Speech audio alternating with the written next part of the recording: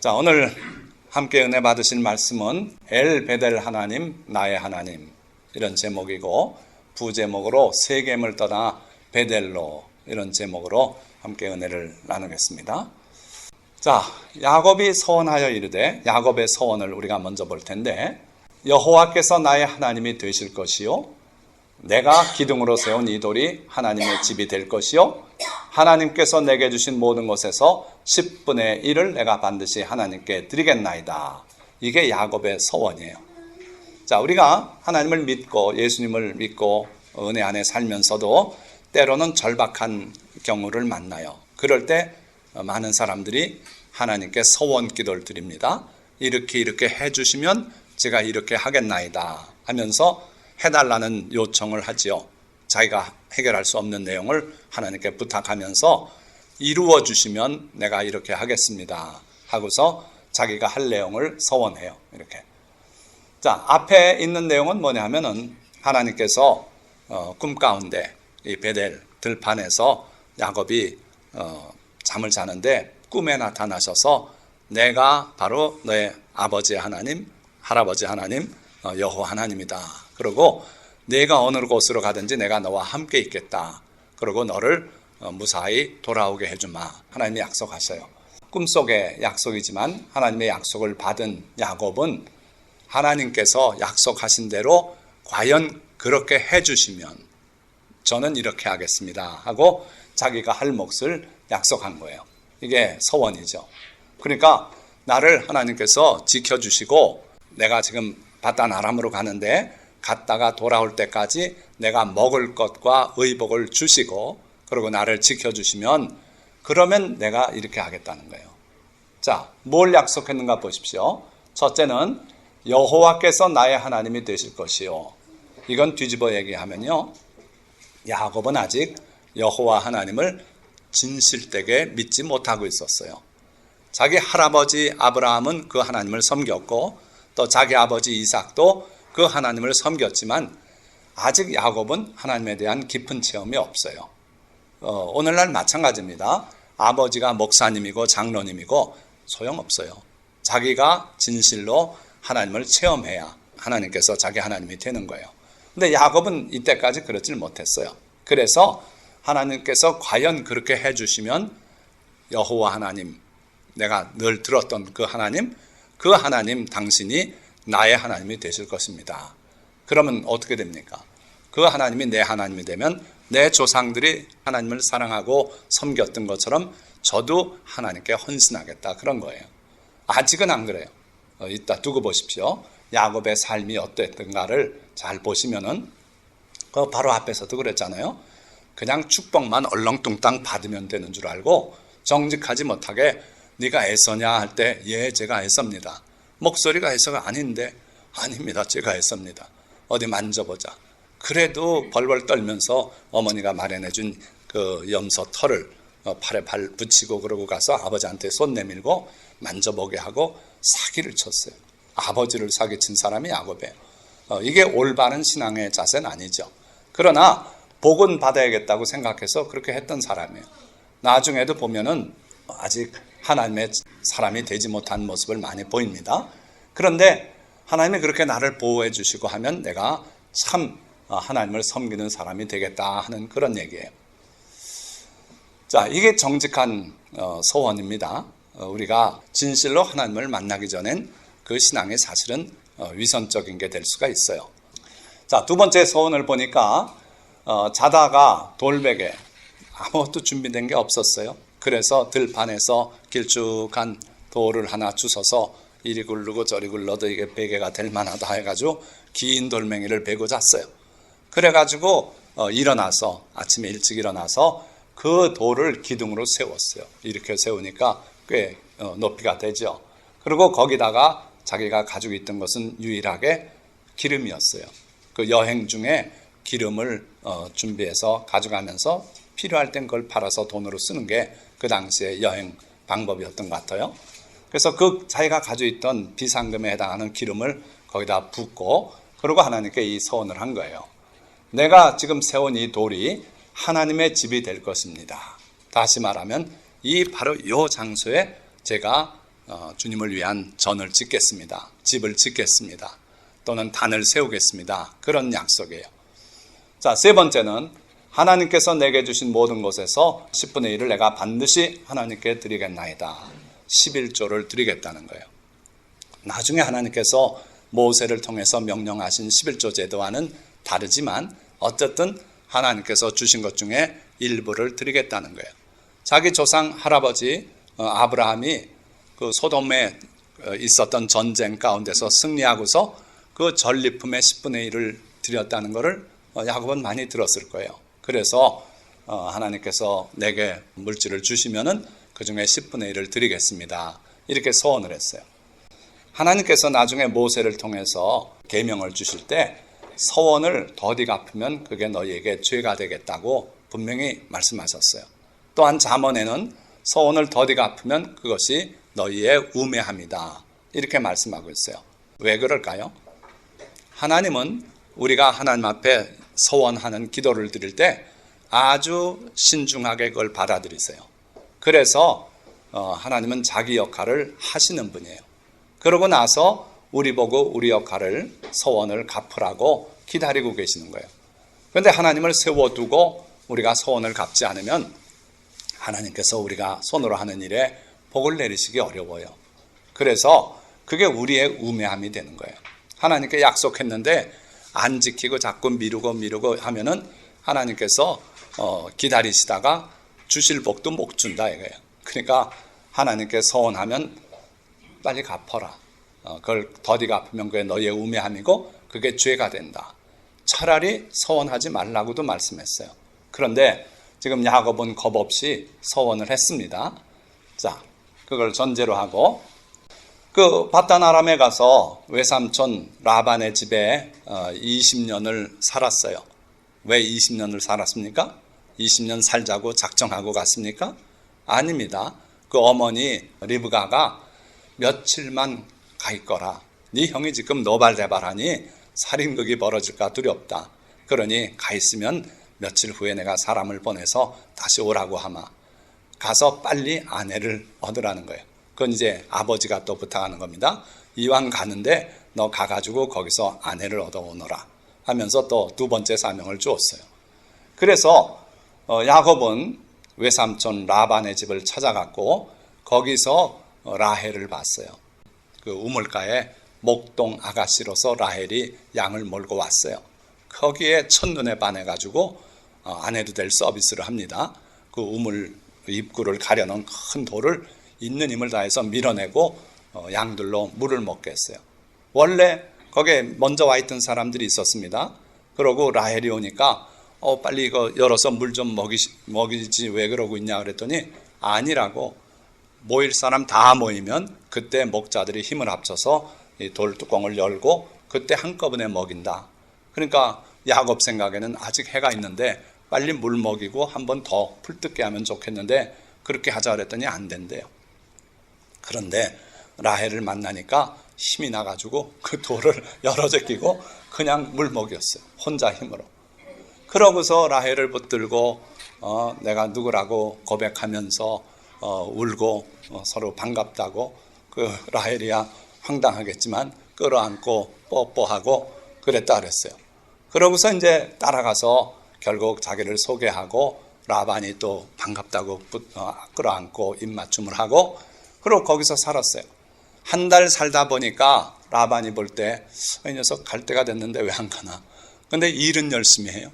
아까 우물 뚜껑 연 솜씨로 그렇게 일을 열심히 해요. 그러니까 외삼촌 라반이 이거 갈 생각이 없는 모양인데 그럼 너 우리 집에 일 좀 계속 할 테? 하고서 제안을 해요.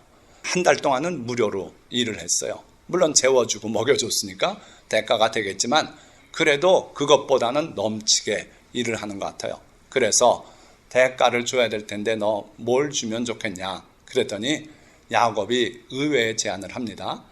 외삼촌 저한테 주실 대가는 이겁니다. 라헬을 제 아내로 주십시오. 그럼 제가 7년을 봉사하겠습니다. 그러니까 7년을 봉사할 테니 내 봉사가 마음에 들면 7년 후에 아내로 달라는 거예요.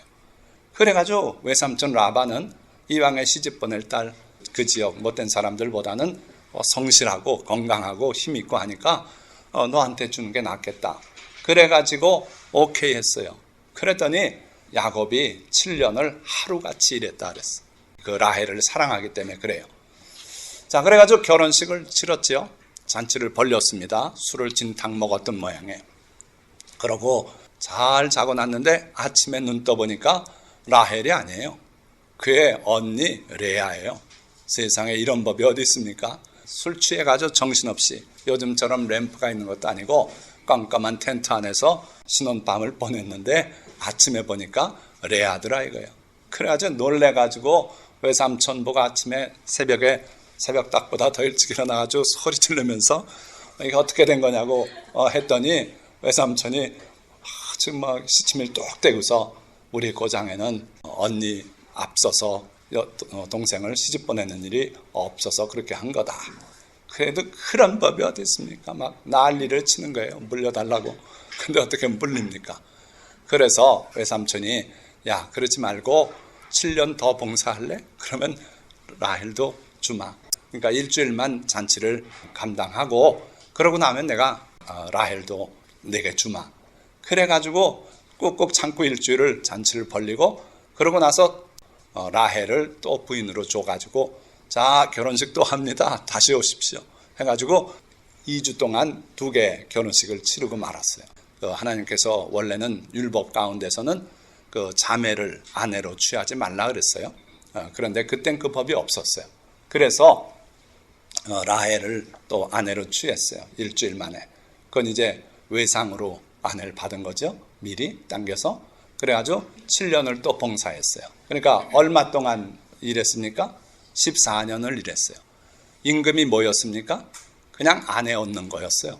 그러니까 열심히 일하고 했는데 자기 재산은 없고 아내만 둘이 있고 그 사이에서 또 애들이 태어난 것뿐이에요.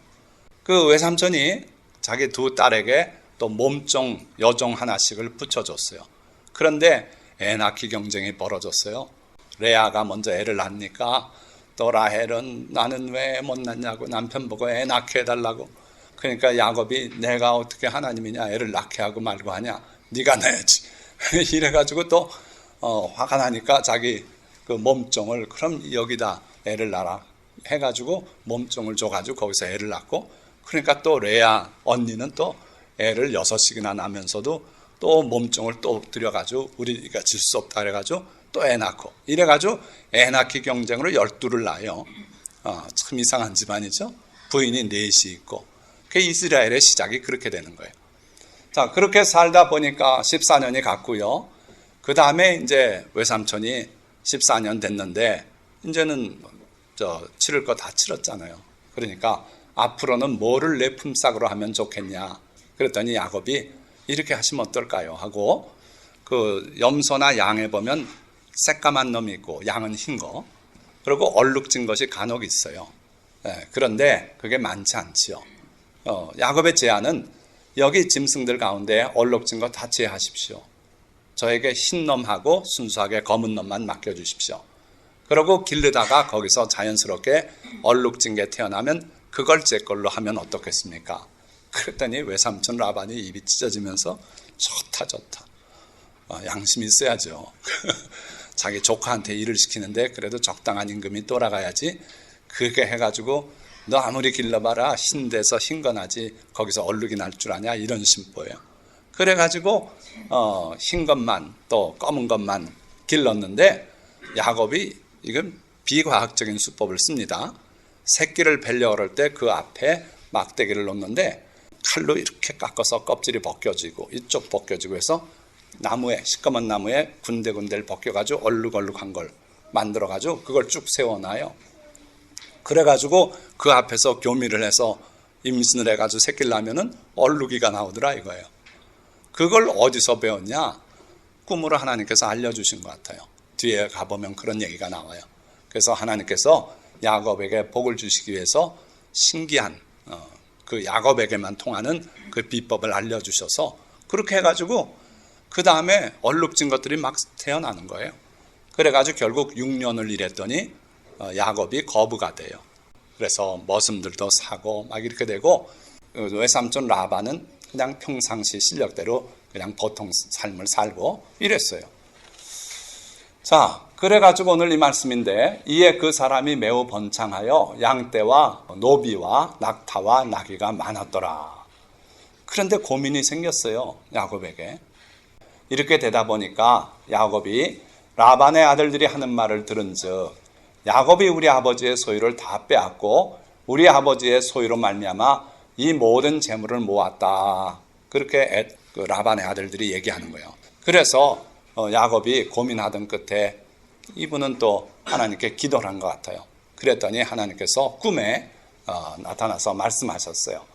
여호와께서 야곱에게 이르시되 내 조상의 땅, 내 족속에게로 돌아가라. 내가 너와 함께 있으리라 하신지라. 돌아가라는 거예요, 이제. 충분하다. 너 사실 며칠만 있기로 하고 왔는데 라헬에 반해서 7년 동안 머슴살이 하겠다 그러더니 또 그 다음에 또 7년 또 하고 또 그러고도 안 가고 6년 해서 20년이 경과했는데 왜 여기 있느냐 이거예요. 돌아가라 이거예요. 어디로 돌아가라고요? 내 조상의 땅, 내 족속에게로 돌아가라. 내가 너와 함께 있으리라. 자, 지켜줄 테니 안심하고 가라. 여기가 오래 살다 보니까 여기 떠나면 또 죽을 것 같은 생각이 있지? 그렇지 않다 이거예요. 내가 너와 함께 해서 무사히 돌아가게 해주마. 이때는 여행이 그렇게 쉬운 때가 아닙니다. 홀몸으로 그나마 건장한 몸으로 이전엔 여행을 해왔죠. 근데 이제는 어떻게 돼 있습니까? 애들이 거기서 태어나서 젖 먹는 애도 있고 좀 자란 애도 있고 자기 아내들이 있고 또 많은 식구들이 딸려서 단위가 이주해서 가는 건 그렇게 쉬운 일이 아니에요. 그런데 가라는 거예요. 자, 그래서 그때 하나님께서 야곱에게 한 말씀을 야곱이 자기 아내들에게 다시 하는 말이에요. 자, 보니까 꿈에 하나님의 사자가 내게 말씀하시기를 나는 베델의 하나님이라. 자, 하나님께서 자기를 표현하실 때 나는 전능한 하나님이다. 이렇게도 표현하시고 나는 아브라함의 하나님, 이삭의 하나님, 야곱의 하나님이다. 이렇게도 표현하시고 나는 스스로 있는 자이니라. 이렇게도 말씀하고 자기 정체를 하나님께서 늘 밝히면서 말씀하세요. 그런데 야곱에게는 그 하나님이 누구시냐 하면 나는 베델의 하나님이다. 네가 20년 전에 들판에서 돌로 베개 베고 잘 때 그때 내가 내 꿈속에 나타나 말했고 네가 서원한 적이 있지 않냐 하는 거예요. 그걸 상기시키는 거예요. 자, 여러분들에게는 여러분들만의 하나님의 이름이 있습니까? 베델의 하나님. 이런 신앙 고백이 있어야 돼요. 그래야 진정으로 여러분들이 하나님의 자녀가 되는 거예요. 그러니까 나는 베델의 하나님이라. 내가 거기서 기둥에 기름을 붓고 거기서 내게 서원하였으니 지금 일어나 이곳을 떠나서 내 출생지로 돌아가라 하셨느니라.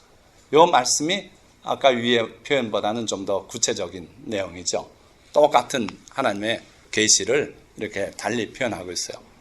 그때 그러니까 베델의 하나님인데 왜 굳이 베델의 하나님이라고 하나님께서 말씀하셨는가? 요걸 말씀하시려고 하신 것 같아요. 그때 내가 거기서 기둥에 기름을 부었지 않냐. 우리 하나님은 아시는 분이에요. 다 보시는 분이에요. 나다나엘이 예수님께 처음 나왔을 때 예수님께서 너는 참 이스라엘 사람이다. 내 속에 간사함이 없다. 그렇게 말씀할 때 나다나엘이 그 말씀을 듣고 어떻게 저를 아십니까? 어떻게 저를 아시고 그렇게 말씀합니까? 그럴 때 예수님께서 내가 무화과 나무 아래 있을 때 내가 너를 보았다. 그렇게 말씀해요. 그러니까 이 사람이 놀래서 나의 주님이십니다. 하나님이십니다. 이런 고백을 합니다. 자, 우리 예수님도 그렇고 하나님도 그렇고 보시는 분이에요. 우리 인간은 물리적으로 가까이 있고 가리는 게 없고 그래야 보죠. 그런데 하나님은 멀리 보좌에서도 우리를 살펴보시는 하나님이에요. 그래서 아브라함의 여종 하갈이 사라의 학대를 견디지 못하고 도망갔을 때 하나님께서 천사로 나타나서 다시 집으로 돌아가라고 권하십니다. 그래가지고 나중에 하갈이 뭐라고 표현하냐면 나를 감찰하시는 하나님이시다. 그렇게 고백을 해요. 사람은 나를 못 보고 내 사정을 모르지만 하나님은 나를 보고 아신다. 그렇게 고백을 했어요. 그러니까 우리 하나님은 보시는 분이에요. 그가 서원했던 거를 다 보셨고 그러고 기억하고 계세요. 20년의 세월이 흘렀지만 그래요. 제가 인생을 살다 보니까 지나간 30년이 주마등처럼 지나갔고 제가 어렸을 때 하나님 앞에 받은 은혜가 세월이 갈수록 더 새로워지고 이런 걸 알아요. 그러니까 하나님도 그러세요. 20년이란 세월 아무것도 아니에요. 그날 네가 기름 붓고 내게 서원했다. 그러니 지금 일어나서 이곳을 떠나서 내 출생지로 돌아가라. 자, 그래서 야곱은 하나님의 그 말씀을 믿고 떠나기 어려운 이미 가족이 많아지고 한 상황 속에서도 과감히 떠났어요. 떠나는데 문제가 예상이 됐어요. 뭐냐면 외삼촌 라반이 내가 떠나면은 내 많은 것들을 빼앗을 것 같다는 생각이 들었어요. 네 아내 왜 데리고 가냐? 여기서 살아야지. 놔두고 가라. 애들도 놔둬라. 뭐 다 뺏을 것 같았어요. 그래서 외삼촌이 양털을 깎기 위해서 상당히 떨어진 지방으로 갔을 때 그때 이 일을 결행을 해요. 그래가지고 아내들을 불러내놓고 그러고 하나님께서 이렇게 말씀했으니 어떻게 하겠냐? 아, 우리 아빠 못됐어요. 우리 팔아먹은 거 아니에요. 그러면서 이제 아빠 욕들을 해요, 딸들이. 그러면서 따라가겠대요. 그래가지고 결국은 자기 아버지 라반에게 알리지 않고 야밤에 도주하는 그런 꼴로 이제 떠나와요. 자, 사흘이나 길을 갔어요. 애들이 있고 아무리 낙타를 타고 가긴 하지만 길이 힘들어요. 그래서 천천히 가는데 사흘이 지난 다음에 이 외삼촌 라반이 그 소식을 들었어요. 다 도망갔다 이거예요, 야곱이. 그래가지고 노발대발하면서 그 양털 깎던 일을 중단하고 집으로 돌아와서 보니까 텅 빈 집이 너무 쓸쓸하기도 하고 또 핵심적으로 자기가 소중히 여기는 이방 신상이 있었어요. 그게 사라졌어요. 아마 돈 들여서 황금으로 만들고 잘 새기고 비싼 조각가한테 맡기고 해서 했던 그 신상 같습니다. 근데 그걸 누가 가져갔냐면 라헬이 그걸 훔쳐갔어요. 참 이상하죠?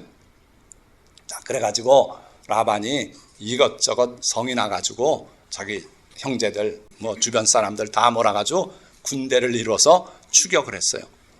얼마나 추격했냐면 7일 동안을 열심히 달려가가지고 비로소 이 길르앗산에서 야곱이 텐트 치고 있는 걸 발견했어요. 참 큰일이 난 겁니다. 불상사가 일어날 수 있었어요. 하나님께서 내가 너와 함께 할 테니 돌아가라고 하셨죠. 그 빈말 하신 게 아니라 이 라반의 행동을 관찰하시고 감찰하시고 하나님께서 이대로 두면 사고 나겠다 해가지고 바로 그 전날 밤에 라반의 꿈에 나타나셨어요. 그래서 선악간에 뭐 옳고 그르고 어쨌든 간에 따지지 말고 야곱에게 말하지 마라. 너 말하면 내가 죽여주마. 막 이런 식으로 하나님께서 경고하셨어요. 그래가지고 라반이 야곱을 덮치긴 했습니다마는 어떻게 못해요. 지난밤에 하나님께서 내게 이렇게 말씀하셔서 내가 너한테 해를 끼치진 않겠다. 그러나 이게 뭔 짓이냐 하면서 이제 분노를 터뜨리면서 왜 나한테 말 안 하고 떠났냐.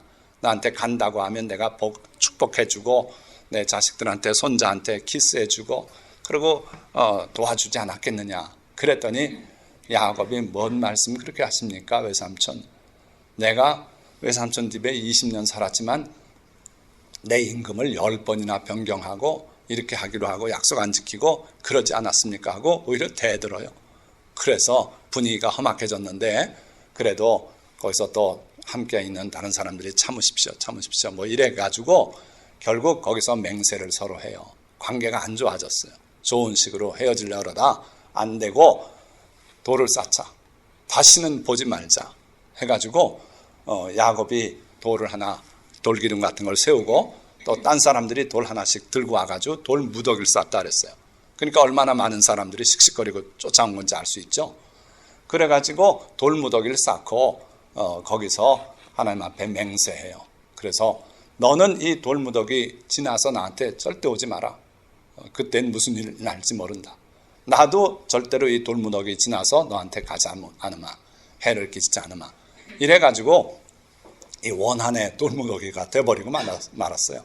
그래서 야곱과 라헬과 레아와 그 모든 야곱의 일행들이 다시는 라반에게 가서 인사한 적도 없고 이렇게 끝나고 말았어요. 자, 어찌됐든 그 험악한 그 사건을 하나님께서 중재하셔서 큰일이 없이 끝나게 해주셨고요. 자, 두 번째는 또 어떤 일이 있었냐면 야곱이 이제 거의 다 가나안 땅으로 왔어요. 그래서 머슴들을 먼저 보내서 자기 에서 형을 찾아보게 했어요.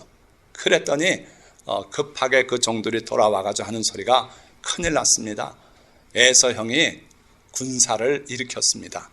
400명을 일으켜가지고 지금 광야에 흙먼지를 날리면서 쫓아옵니다. 그 20년 전에 원한이 되살아난 모양입니다. 큰일 났습니다. 이렇게 와서 보고하는 거예요. 그래서 야곱이 갑자기 불안감이 몰려왔어요. 사람이 그렇습니다.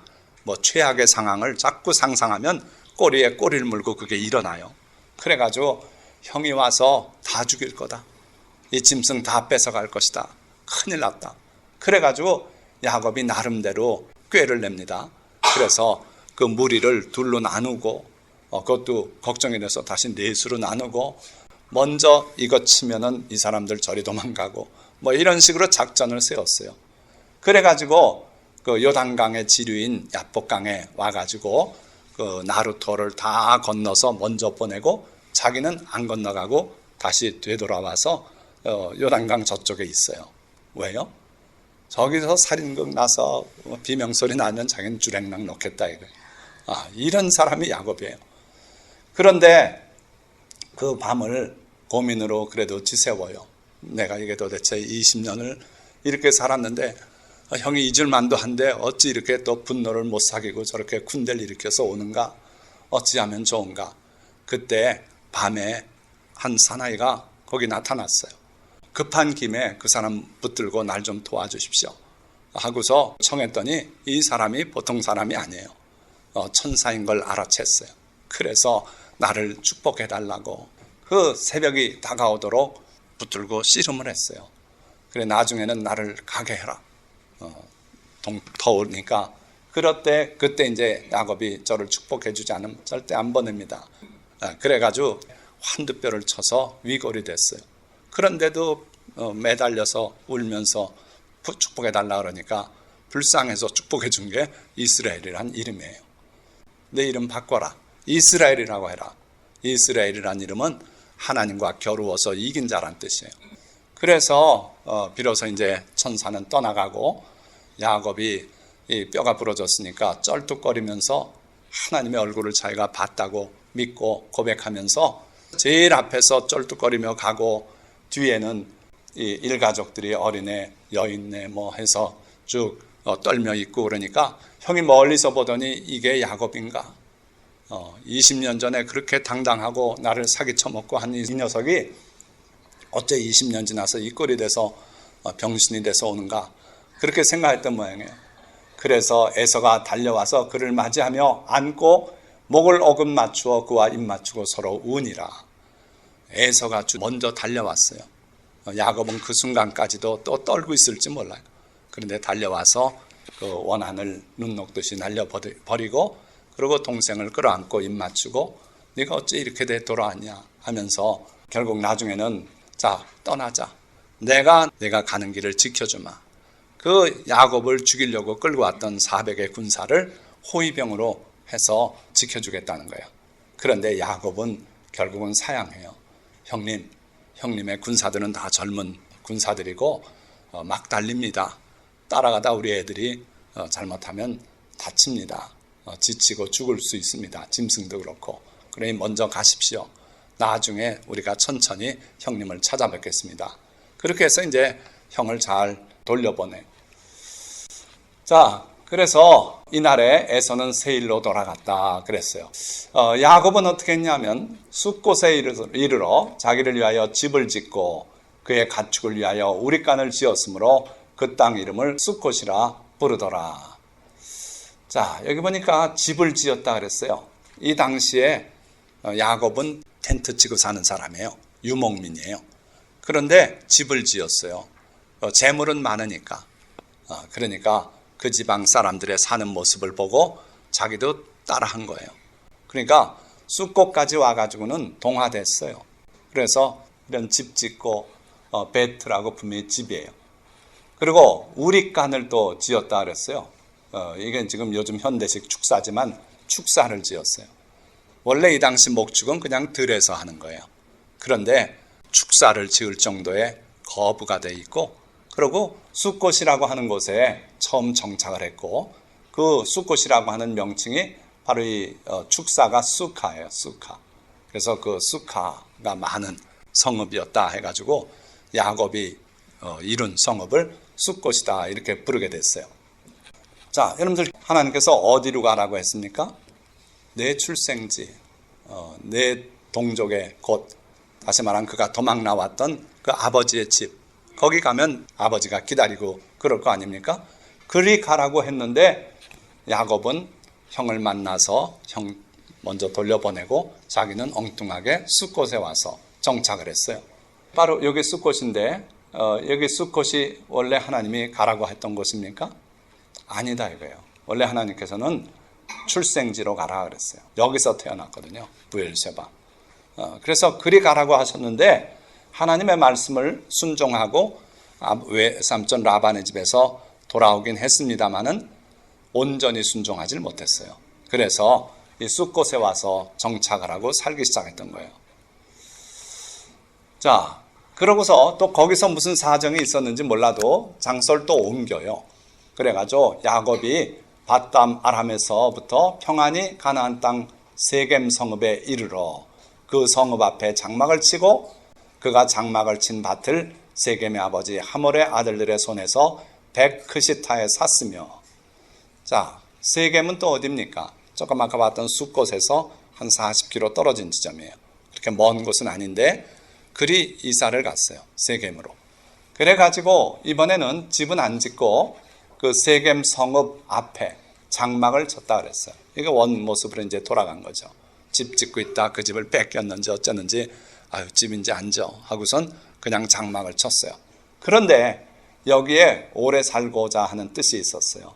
그래가지고 장막 친 밭을 백크시타에 샀어요. 아예 돈 주고 자기 땅으로 하고 그리고 거기를 근거로 그냥 살게 됐죠. 그리고 거기에 제단을 쌓고 그 이름을 엘로헤 이스라엘이라 불렀더라. 거기에 제단을 쌓고 이제 하나님의 이름을 부르면서 살게 됐어요. 제단까지 쌓았다는 것은 거기가 그의 영주 처소가 되었다는 의미입니다. 그러니까 하나님께서는 부엘세바로 돌아가기를 명하셨는데 지금 야곱은 순종하는 듯한데 부분 순종을 하고 온전한 순종을 못하고 있는 걸 볼 수 있어요. 자, 여기에 이 세겜이라는 것은 이미 있었던 성읍입니다. 아브라함이 옛날에 하란에서 해가지고 일로 가나안 땅으로 들어올 때 처음으로 지명이 등장하는 곳이 세겜이에요. 그러니까 할아버지 때부터 여기는 도성으로 발달해 있어요. 그리고 하나님께서 내가 너와 내 후손에게 주겠다 이렇게 약속하신 땅이에요. 그랬지 여기에 아브라함이 살지도 않았고 지나갔던 경유지에 불과해요. 그런데 지금 그 손자 야곱이 지금 거기에 눌러 앉아있는 그런 꼴이 되고 말았어요. 자, 그러던 중에 세겜 성읍에서 사건이 벌어지게 되는데 아주 유명한 사건이에요. 이 귀여운 딸 디나가 레아가 낳은 딸인데 야곱에게 낳은 딸 디나가 그 땅의 딸들을 보러 나갔더니 자, 그냥 자기들 있는 그 지역에 있으면 좋았어요. 그런데 그 성읍에 관심이 생겼어요. 그래서 그 세겜 성읍으로 다른 여자아이들은 어떻게 사는지, 걔네들은 화장품을 뭘 쓰는지, 뭐 오휘를 쓰는지 뭘 쓰는지 이런 게 궁금하고 핸드백은 뭐 어느 회사 걸 쓰는지 뭐 이래가지고 구경을 나갔어요. 요즘 말로 해외 여행을 간 겁니다. 그래가지고 갔는데 히위족 속 중 하몰의 아들 그 땅의 주장 세겜이 그를 보고 끌어들여 강간하여 욕되게 하고 이 벌어지면 안 될 일이 벌어졌어요. 불행 중 다행인 것은 이 세겜이 추장이었고 자기 아버지 하몰한테 저 디나를 제 아내로 얻을 수 있도록 좀 힘써 주세요 아버지 해가지고 결국 하몰이 야곱을 찾아가요. 찾아가서 그들에게 이르되 내 아들 세겜이 마음으로 너희 딸을 연연하여 하니 그러니 디나를 그의 아내로 허락해 주십시오. 그래서 우리와 통혼하도록 하십시다. 통혼하여 너희 딸을 우리에게 주며 우리 딸을 너희가 데려가고 너희가 우리와 함께 거주하되 땅이 너희 앞에 있으니 여기 머물러 매매하며 여기서 기업을 얻으라. 아주 있는 호의를 다 베풀어요. 땅 넓으니까 여기 안심하고 살고 그 몇 평 사서 거기서 담치고 사는데 그러지 말고 이 넓은 땅 다 차지하고 목축하고 마음껏 해라 하면서 아주 호의적인 얘기를 해요. 어떻습니까? 그걸 받아들였으면 좋았지 않았겠어요? 천만에요. 왜? 하나님께서 이 땅을 아브라함의 후손들에게 주시겠다고 약속하셨어요. 나중에 하나님께서 여기에 있는 가나안 족속들 다 내몰고 그리고 그 땅을 자기의 택한 백성에게 주기로 하나님이 약속하신 겁니다. 그런데 통혼은 무슨 통혼을 해요? 안 되죠. 그러면 하나님의 섭리가 다 깨지는 거죠. 아브라함은 그걸 이미 깨닫고 그래서 자기 아들 이삭의 아내를 얻을 때 어떻게 했어요? 그 지역에서 안 얻고 밧단 아람, 하란까지 가서 그래가지고 리브가를 데려온 거예요. 그러고 그 이삭도 역시 자기 아들 야곱 보고 여기서 아내를 얻지 말고 가서 거기서 얻어와라. 여기에 섞이면은 절대로 이 땅이 우리 땅이 되는 게 아니고 우리가 여기에 흡수되고 없어지는 거다. 그 생각을 했던 것 같아요. 그러니까 통혼이라는 건 안 돼요. 그렇게 되면 우리 존재가 그냥 소멸되고 마는 거예요. 자, 그래서 통혼하자. 이건 말이 안 되는 것이고 하나님의 뜻은 절대로 그 민족과 섞이지 말고 그러고 너희로 큰 민족을 이루게 하겠다고 이게 하나님의 뜻이셨다 이거예요. 자, 그 후에 이제 비극적인 사건이 벌어지는데 아까 강간당한 건 한 개인의 불행한 사건이었고 그건 또 어떻게든 그 상처를 회복하면서 살아갈 수도 있어요. 그런데 이 야곱의 두 아들 레위하고 시므온이 이런 제안을 해요. 아내로 달라고? 천만에 큰 말이 안 되는 거다. 우리는 할례 받은 사람들이고 너희들은 할례 받지 않은 사람들이다. 절대 안 된다. 그렇게 되면 그게 우리의 부끄러움이다. 그러니까 생각도 마라. 단지 한 가지 가능성은 이것이 있다. 너희가 다 깡그리 할례를 받아라. 그러고 나면은 디나를 아내로 줄 수 있다. 그 이전엔 꿈도 꾸지 마라. 데리고 간다. 그래서 디나 손을 붙잡고 잡아당기고 그랬던 것 같아요. 자, 그러니까 이 말에 세겜이 그러면 우리 그렇게 하겠습니다. 그리고 가서 자기 주민들을 설득하고 했어요. 그래가지고 제3일 아직 아파할 때 한 일주일 이상 통증이 가는데 제일 극심할 때 그때 이 사람들이 급습을 했어요. 그래가지고 시므온과 레위가 각기 칼을 가지고 가서 몰래 그 성읍을 기습하여 그 모든 남자를 죽이고 그리고 성읍에 들어가서 가축 다 몰아오고 그리고 여성과 어린아이까지 다 잡아오고 이렇게 됐어요. 그러니까 세겜이라고 하는 도성 하나를 아예 쑥대밭을 만들었어요. 잘한 짓입니까? 아니죠. 이게 정당하지도 않고 적절하지도 않았어요. 당하기는 디나 한 여인이 강간을 당했는데 그런데 그 일 하나를 가지고 온 성읍을 남자를 다 죽이고 그리고 약탈을 해오고 이게 될 법한 일입니까? 그렇지 않아요. 우리가 성경을 읽다 보면 성경에 어떤 믿음의 조상들의 행위가 많이 기록되는데 모르는 사람들은 야곱 아내를 넷이나 뒀잖아. 난 둘은 되지 않을까? 뭐 이런 사람도 있고요. 넷까지는 된다. 그래 넷은 얻어라. 이러는 교단도 있어요. 이단. 성경에 있지 않냐? 있다고 그렇게 하라고 있는 게 아니에요. 여기 이런 살인극을 벌렸다고 있지 않냐? 그래가지고 지금 그런 짓들을 하는 거예요. IS가 등장해서 그렇게 하고 그래요. 그런데 이건 적절한 행위도 아니고 정당한 행위도 아니에요. 창세기 49장에 그게 그렇게 나타납니다. 여기는 창세기 34장 아니에요? 그래서 여러분들이 성경을 읽을 때 성경을 전체를 다 봐서 종합적으로 문맥을 파악하고 그 의미를 해석할 수 있고 이래야지 되지 잘못 읽으면은 큰 오류에 빠질 수 있다는 거예요. 자, 49장에 시몬과 레위는 형제요 그들의 칼은 폭력의 도구로다. 내 호나 그들의 모의에 상관하지 말지어다. 내 영광과 그들의 집회에 참여하지 말지어다. 그들이 그들의 분노대로 사람을 죽이고 그들의 혈기대로 소의 발목 힘줄을 끊었음이로다. 그 노여움이 혹독하니 저주를 받을 것이요 분기가 맹렬하니 저주를 받을 것이다. 그들의 행위는 저주받을 행동이었어요. 성도들은 절대로 그런 일을 해서는 안 되는 거죠. 자, 그때 야곱이 위기를 직감했어요. 어떻게 합니까? 야곱이 하나님께 부르짖는 수밖에 없죠. 그래서 하나님께 아뢰었고 하나님의 응답이 이렇게 왔어요. 하나님이 야곱에게 이르시되 일어나 베델로 올라가서 거기 거주하며 내가 내 형 에서의 낯을 피하여 도망하던 때에 내게 나타났던 하나님께 거기서 제단을 쌓으라. 하나님의 긴급 대피 명령이 내려졌어요. 지금 미국은 허리케인 매튜가 와가지고 쑥대밭이 돼. 플로리다부터 훑어오면서 사우스캐롤라이나, 조지아, 노스캐롤라이나 다 대피하고 있어요. 자, 그래서 대피 명령 내리는데 허리케인 대피 명령 보니까 나와서 여기는 사우스캐롤라이나 주지사 같은데 그 플로리다 주지사도 그렇고 심지어 오바마까지 나와가지고 evacuate 다 대피하라 이거야. 다 비우고 나가십시오. 안 나가면 죽습니다. 아주 간단히 얘기하더라고요. 영어 모르는 사람 알아들으라고 하는 것처럼 evacuate. Otherwise we'll die. 아니면 여러분들 죽습니다. 하고서 다 버려두고 나가라 이거예요. 집이 무너지고 하면 나중에 재건할 수 있지만 당신이 죽으면 끝납니다. 그러니까 대피하십시오. 이러고 있어요. 자, 똑같은 명령을 하나님께서 야곱에게 하신 거예요.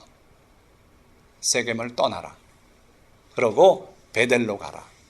거기 가서 제단을 쌓아라. 네가 이전에 도피할 때 그때 나타났던 그 하나님께 내가 제단을 쌓거라 하시면서 긴급 대피 명령을 주셨어요. 근데 하나 의문이 가는 것은 왜 브엘세바로 가라고 안 그러시고 베델로 가라 그러셨는가?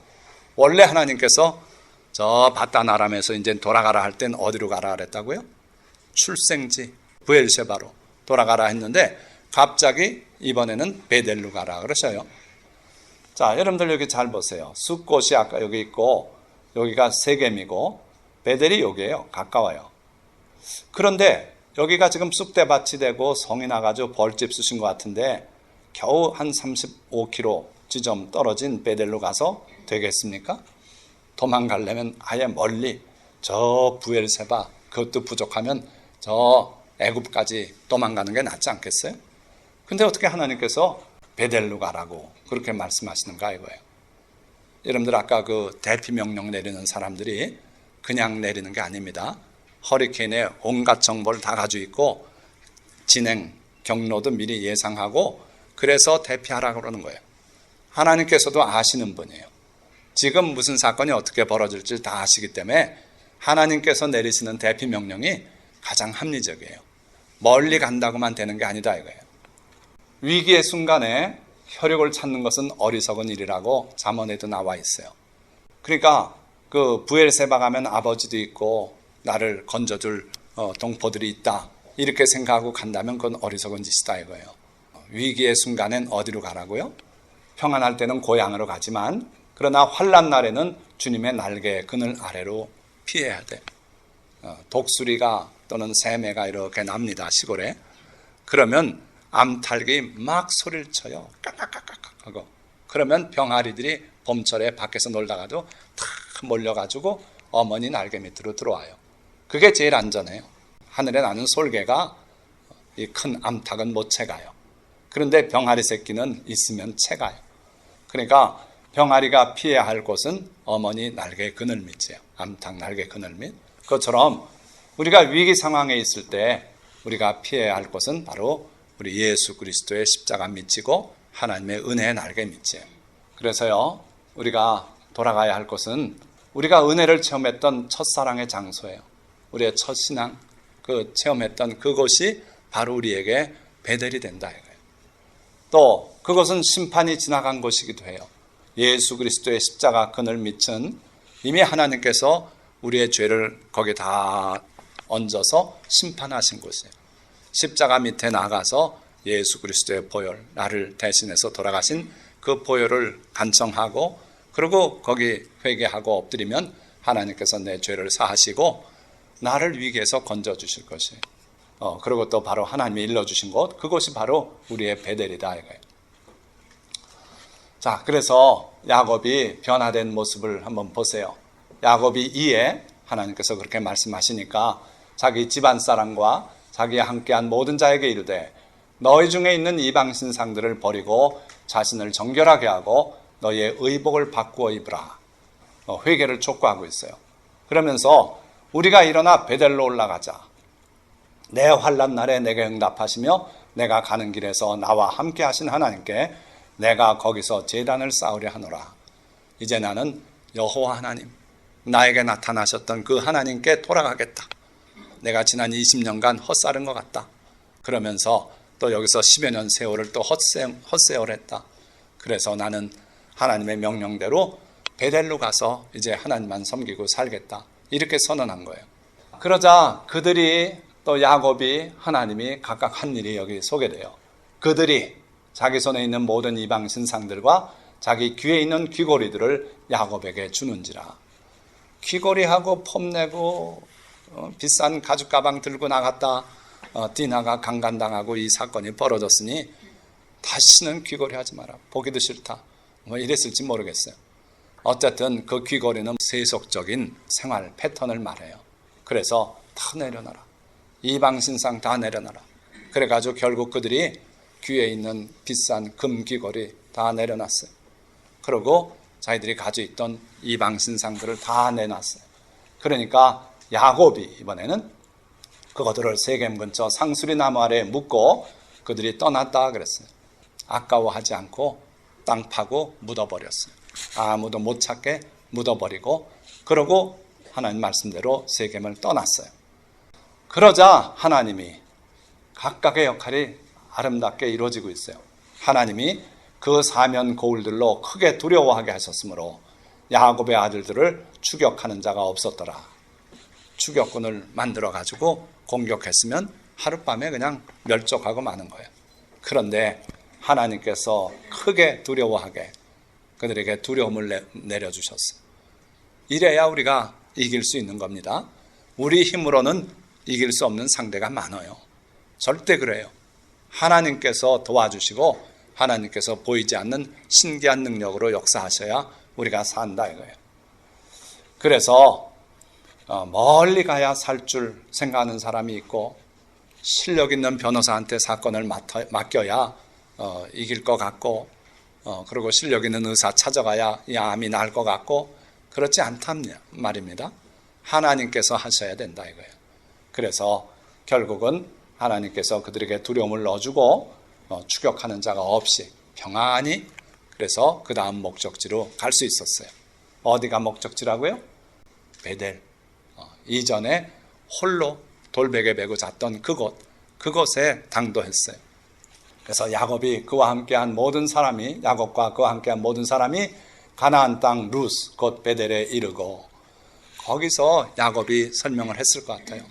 내가 이전에 홀몸으로 여기서 돌베개 잤다. 그때 하나님께서 내게 나타나셨고, 그러니 이제 내가 그 소원을 갚으러 여기 왔다 하고서 제단을 쌓았어요. 하나님의 집이 되겠다 그랬는데 제단을 아름답게 쌓았어요. 그가 거기서 제단을 쌓고 그곳을 엘 베델이라 불렀으니, 자, 이전엔 여기를 뭐라고 불렀어요? 베델이라고 불렀어요. 베델은 뭡니까? 베트, 이게 집이란 뜻이고, 엘, 하나님이고, 그러니까 하나님의 집이다 그랬어요. 꿈에 봤더니 여기에 하나님의 사다리가 있고 하나님이 저 위에 계시니 이게 하나님의 집이 아니냐, 그런 뜻이죠. 자, 그런데 이번에는 그 신앙 고백이 좀 달라졌어요. 제단을 쌓고 나서 뭐라 그랬습니까? 엘 베델. 우리가 믿는 하나님, 예수 그리스도의 아버지 되시는 하나님을 뭐라고 표현합니까? 아브라함의 하나님, 이삭의 하나님, 야곱의 하나님, 그 여호와 하나님께서 너를 보냈다고 말해라. 이렇게 모세에게 말합니다. 그런데 막상 야곱은 자기의 하나님이라고 부르질 못했었어요. 그러나 오늘 이 사건 이후에 결국은 그 하나님을 엘 베델 하면서 베델의 하나님의 집에 계신 그 하나님이 나의 하나님이라고 이렇게 고백하게 된 거예요. 자, 그래서요, 오늘 그 야곱의 하나님은 엘 베델의 하나님이셨고 또는 베델의 하나님이셨고 그래요. 자, 여러분들의 하나님은 어떤 하나님입니까? 나의 하나님은 역시 그 하나님이에요. 아브라함의 하나님, 이삭의 하나님, 야곱의 하나님, 그 하나님이 나의 하나님이고 또 엘 베델의 하나님이 나의 하나님이에요. 그래서 여러분들도 실제적인 구체적인 체험을 통해서 하나님을 고백할 수 있기를 축원드립니다. 제가 그래서 내 베델은 어디였는가 곰곰이 생각해 봤어요. 제가 폐결에 걸려서 피토하고 쓰러지고 이정 사촌 형님 등 옆에서 다니고 했던 그 어릴 때 집이 생각났어요. 그게 내 영적인 베델이 돼요. 저는 그 사건을 늘 얘기합니다. 어디 가서든지 그때 사건을 얘기해요. 그게 나의 베델이기 때문에 그래요.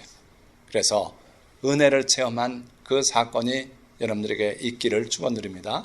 그래서 그것이 여러분들에게 늘 기억되고 그 하나님을 여러분들의 하나님으로 고백하실 수 있기를 축원드립니다. 자, 우리의 엘 베델 대신 예수 그리스도를 우리가 늘 기억하자. 우리의 공통적인 베델은 딴 거 없어요. 골고다 언덕, 해골의 곳이라고 이름 붙여진 그 골고다 언덕이 우리의 베델이다.